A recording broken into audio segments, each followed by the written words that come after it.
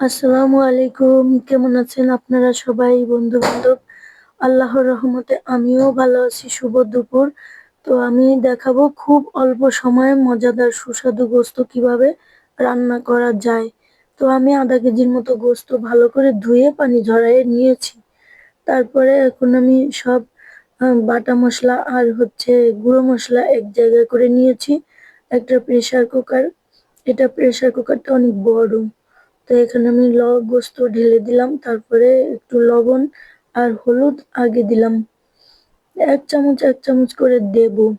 গোশততে আমি আলু দিব না, শুধু একা খাওয়ার জন্য শুধু গোশতগুলাই রান্না করব। তেল দিলাম পরিমাণ মতো, হিসাব নেই, কেউ বেশি দেয় কেউ কম দেয়। তো আর কি এখন আমি বাটা মসলা দিব, গুঁড়ো মসলা সব পরিমাণ মতো দিয়ে দিব। বেশি মসলা খাওয়া ভালো না। এটা জিরার গুঁড়া, জিরা হালকা মচমচে করে একটু গুঁড়া করে নিয়েছি ব্লেন্ডারে। হলুদের গুঁড়া, মরিচের গুঁড়া, এগুলো শুকনো মরিচ দেশ থেকে নিয়ে আসছিল, অনেক ঝাল।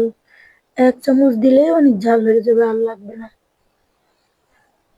তারপরে গিয়ে এখন আমি পানি একটু উঠেছে, ধুয়ে রেখে দিলেও পানি উঠে যায়। আদা বাটা দিয়েছি, এটা রসুন বাটা, আদা রসুন, তারপরে বাটা মসলা অল্প অল্প করে দিব।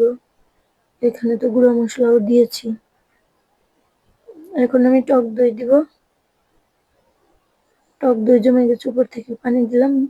হয়ে গেছে রান্না। খাওয়ার জন্য দেখেন, এগুলো খেতে অনেক মজা। অল্প সময়, আমি তো বেশি পানি দেইনি, টক দই থেকে একটু পানি উঠেছে, আর গোশত ধুয়ে রাখলে একটু পানি ওঠে।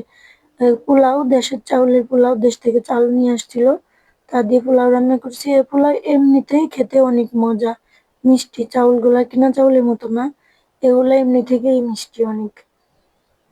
আমি তো পোলাও রান্নলে এমনিতেই ধরে ধরে খাই। আর এখন আরো তরকারি রান্না করেছি, তার ভিতরে আমি গরু মাংস দিয়ে খাবো, তার জন্য গরু মাংস রান্না করে নিয়েছি। ছোট করে কেটে নিয়েছি, কারণ ছোট করে নিলে কি হয় যে এক এক লোকমা এক এক টুকরো করে দিয়ে খাওয়া যায়, এই জন্য। আল্লাহ হাফেজ, সবাই ভালো থাকবেন।